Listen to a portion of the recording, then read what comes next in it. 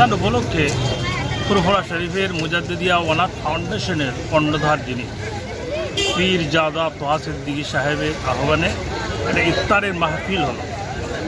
উনি গত কয়েকদিন আগে আমাদের মুজাদ্দিদিয়া অনাথ ফাউন্ডেশন যে কেন্দ্র কমিটি আছে সেই কেন্দ্র কমিটিতে উনি বসেছিলেন।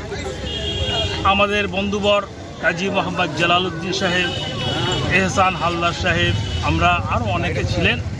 সকলকে উনি বললেন যে আমি 27শে রমজান একটা ইফতারের মাহফিল করব, যে মাহফিলে বহু মানুষজন আসবেন, মান্যগণ্য ব্যক্তি আসবেন, বিশেষত আমাদের কল্যাণ সাহেব থাকবেন, আরও অনেক ব্যক্তি থাকবেন। তো তোমরা সেই মাহফিলটাকে সুন্দরভাবে সাজিয়ে মানুষের যেন কোনো অসুবিধে না হয় সেটা তোমরা লক্ষ্য রাখবে। তো আজকে আপনারা এসছেন, দেখলেন মাহফিলটা কত সুন্দর আমাদের ইফতারের মাহফিল হলো, আপনারা সবই লক্ষ্য করলেন।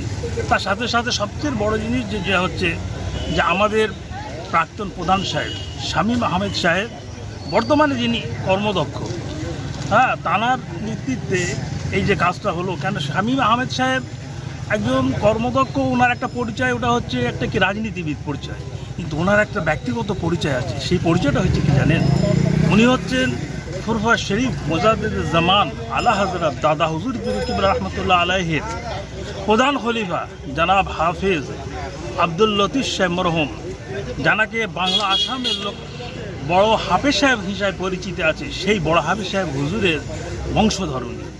এবং ওনার একটা কাজ হচ্ছে যে উনি আমাদের এই ফুরফুরা শরীফের যত পীরজাদা আছেন এবং পীর সাহেব আছেন সকলকে উনি একটা সমান চোখে দেখেন এবং সুন্দরভাবে আমাদেরকে ফুরফুরা শরীফের যে কাজগুলো হয় সেই কাজগুলো উনি সুন্দরভাবে করেছেন। উনি বিশেষত ফুরফুরা শরীফের বর্তমানে বয়োজ্যেষ্ঠ পীর জনাব আল্লামা কুতুবউদ্দিন সিদ্দিকী সাহেব হুজুরের কাছে মাঝে মাঝে গিয়ে বসে উনি এই নিজের ব্যাপারটা আলোচনা করেন যে আমাদের দরবারের যারা মেহমান আসেন দাদা হুজুর কিবলার, সেই মেহমানদের কীভাবে কী করা যায়। উনি বিশেষ করে আমাদের বড় দরবারে, যে আমার বাড়িটা হচ্ছে বড় দরবার ওখানে, বুঝতে পেরেছেন, ওনার বড় সাহেবজাদা জানাব মাওলানা জিয়াউদ্দিন সিদ্দিকী সাহেব ওনার সাথে আলোচনা করেন। আমার বাড়ি, নিজের বাড়িটা হচ্ছে বড় দরবারে ওখানে।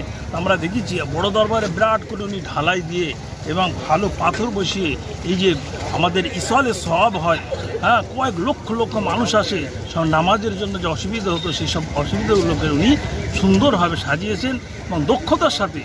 এই ফুরফুরা শরীফ হচ্ছে আমাদের ভারতবর্ষের একটা বৃহত্তম যে দ্বিতীয় তীর্থভূমি, এই তীর্থভূমির এই অঞ্চলের উনি 5 বছর ধরে দক্ষতার সাথে প্রধান চালিয়েছে। তারপরে উনি এখন বর্তমানে ওনাকে আল্লাহবাক আরও উঁচুতে তুলেছে, উনি কর্মদক্ষ হয়েছে। তো কয়েকটা বিষয়ে ওনার নামে দু একটা কথাবার্তা বললো যে আমরা শুনেছি, আমরা গ্রামবাসী হিসেবে হচ্ছে, আমরা রাজনীতিবিদ না। আমার সাথে ওনার সম্পর্ক হচ্ছে, আমি বড়াশা হুজুর পীর কিবলা রহমতুল্লাহ আলাইহির মাদ্রাসার ছাত্র ছিলাম, অন্তেন হাফেজ হয়েছি এবং ওই মাদ্রাসার খেদমতও করেছি। কয়েক বছর ধরে আমাকে খেদমত করার সুযোগ আমি পেয়েছি।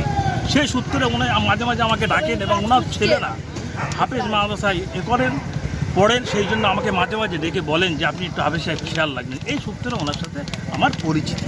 তো আমি যে কোনো রাজনীতিবিদ তা না, তবে একটা কথা বলি, যেটা ওনার বিষয়ে অনেক রকম ঝড়ঝাপটা বহুত গেছে একটা সময়। তো সেটা হচ্ছে কয়েকটা পীরজাদা যাদের ব্যক্তিগত হিসাবে, দেখুন হাদিস পাকে আছে, আল্লাহ রসুল বলছেন যে যদি কোনো মানুষকে ঠিকভাবে করতে পারো, সেটা হচ্ছে তার স্ত্রী যদি তার মানুষকে এই যে সঠিক পদ্ধতি দেয়, সেইটাই হচ্ছে মানুষ সঠিক মানুষ।